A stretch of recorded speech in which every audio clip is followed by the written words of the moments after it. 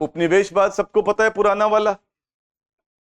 औद्योगिक क्रांति ने इसको प्रेरित किया, और इसमें क्या हुआ, जो औद्योगिक क्रांति से लाभान्वित हुए देश, उन्होंने जाकर जहां पर संसाधन थे उन पर भौतिक रूप से कब्जा किया, उनको गुलाम बनाकर रखा लंबे समय तक। अब नव उपनिवेशवाद में क्या होगा, ये अभी का खतरा है। अब कोई ईस्ट इंडिया कंपनी कहीं पर भेजकर किसी देश को गुलाम बना सकता है? अब ये सब संभावना नहीं है, पर अप्रत्यक्ष रूप से एक्सप्लॉइटेशन के रास्ते अभी भी उपलब्ध हैं, और इसको तब और बढ़ावा मिलता है जब आप अंतरराष्ट्रीय संस्थाओं का लोकतांत्रीकरण नहीं करते। तो सबसे प्रचलित इसके क्या अभी विकल्प दिखते हैं? जैसे एक मुझे ये भी बताओ कि ये दोनों संस्थाएं क्या काम करती हैं? IMF, अच्छा, तो ये एक संरचनात्मक हेल्प करता है। आपकी इकोनॉमी में स्ट्रक्चरल प्रॉब्लम है, जो इन्होंने बोला बैलेंस ऑफ पेमेंट, ऐसी चीजों के लिए ये सहायता करता है। और ये इसका पुराना नाम international bank for reconstruction and development. तो ये आर्थिक और सामाजिक पुनर्निर्माण के प्रयत्नों के लिए आर्थिक सहायता देता है, तकनीकी सहायता भी देता है। बहुत इंपॉर्टेंट है, इसकी तकनीकी सहायता बहुत इंपॉर्टेंट है, ठीक है, दोनों तरह की सहायता, जिससे आपकी इकोनॉमी की कैपेबिलिटी को बढ़ाया जा सके। अब क्या ये दोनों अपनी ताकत का दुरुपयोग भी करते हैं? जैसे आप भी IMF के दरवाजे पर गए थे कभी, तो उन्होंने आपके ऊपर क्या गलत आचरण किया?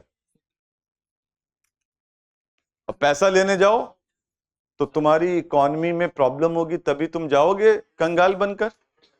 तो वो देखेंगे कि भाई तुम्हारे यहाँ क्या प्रॉब्लम है, तो वो सवाल उठा सकते हैं कि 2100 और 2500 रुपए किस आधार पर बांट रहे हो, है ना।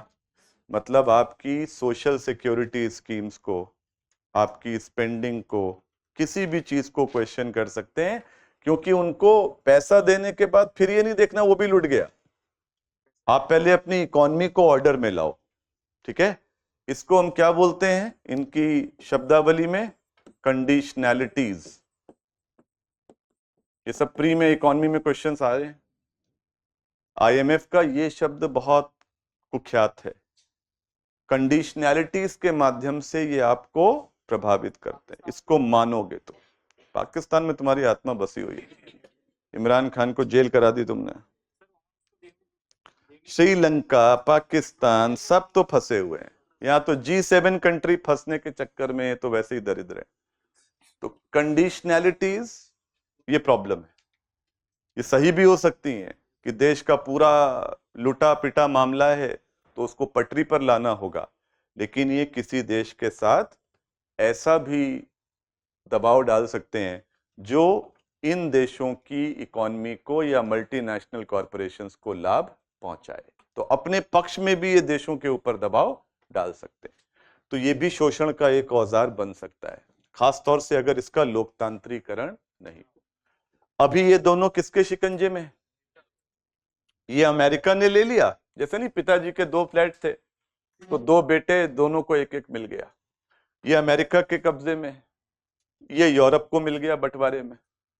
तो इसका पूरा डिसीजन मेकिंग ये दोनों पक्ष मिलकर, मतलब वोटिंग राइट इस तरह के हैं कि अमेरिका यूरोप मिलकर यहां सब कुछ कबूल है, बाकी लोगों को हो या ना हो।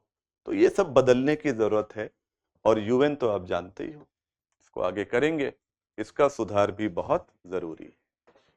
अब इसमें एक और प्रवृत्ति है जो मैं चाहता हूं आप थोड़ा शब्द कम से कम समझें।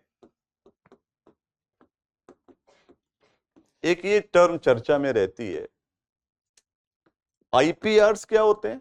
बौद्धिक संपदा अधिकार, कल भी शायद बात की थी, पेटेंट वगैरह, पेटेंट, कॉपीराइट। अब क्या इनका भी दुरुपयोग हो सकता है? अब पेटेंट अच्छी चीज है, पेटेंट का विरोध नहीं करना है, पर पेटेंट लेने की प्रक्रिया क्या सब देशों को समान तौर पर अभ्यस्त हैं? या यहाँ जो ताकतवर हैं उनको पता है कैसे जल्दी जल्दी सब काम करके ले लो, झपट्टा मार लो, और जो बेचारे थोड़ा लचर पचर हैं उनको कई बार जब लूट जाती है राजधानी तब समझ में आता है कि ये तो गड़बड़ हो गया। तो यहां पर एक बहुत बड़ा खेल चलता है।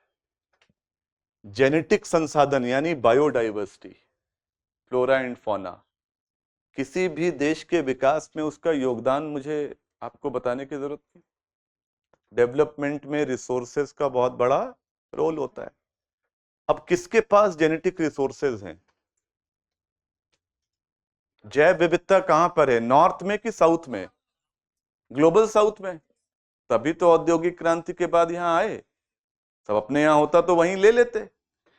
अब अगर आप इन देशों के जेनेटिक संसाधन का दुरुपयोग ऐसे पेचीदा नियम कानूनों के माध्यम से करके उनके भविष्य की जो अपेक्षाएं हैं उनका गला घोटते हो, तो ये बहुत बड़ा षड्यंत्र है।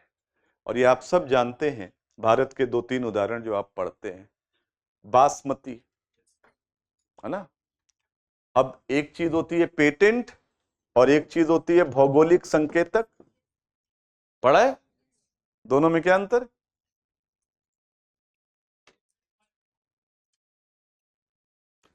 हर चीज का, हर प्रोडक्ट का, हर प्रोसेस का आप पेटेंट नहीं करा सकते। पेटेंट का मतलब जिसको मिल गया उसकी संपत्ति। ये माना गया कि कुछ ऐसे प्रोडक्ट्स हैं, कुछ ऐसे प्रोसेसेस हैं जो किसी भूगोल के साथ इस रूप में लंबे समय से जुड़ी हैं कि उसका उस समुदाय को अधिकार देना पड़ेगा, वो कोई पेटेंट नहीं करा सकता।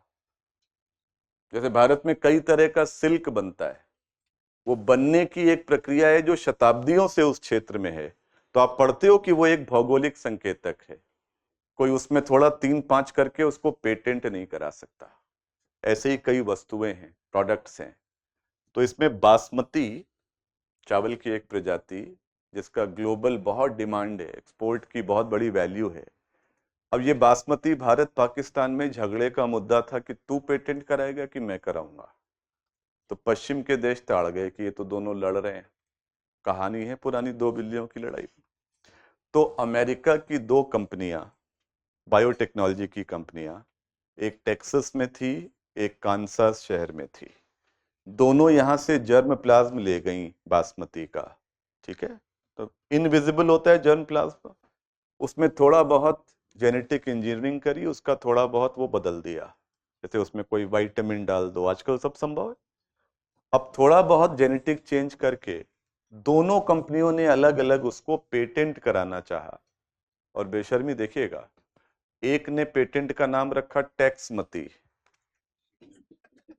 दूसरे ने कासमती। मतलब ये संदेश भी देना है कि है बासमती ही, पर हमने पेटेंट करा लिया है। वो तो भारत जैसा देश है कि हमको समय पर पता चला, हम लड़े, और बाद में बासमती बन गया जीआई। पर यही नीम के साथ हुआ है, नीम के प्रोडक्ट्स के साथ, यही हल्दी के प्रोडक्ट्स के साथ हुआ है। तो जब हमारे जैसे देश के साथ ये लोग बदमाशी कर सकते हैं, तो आप सोचिए अफ्रीका वगैरह में ऐसे कितने रिसोर्सेज होंगे और उनका किस प्रकार शोषण हो सकता है।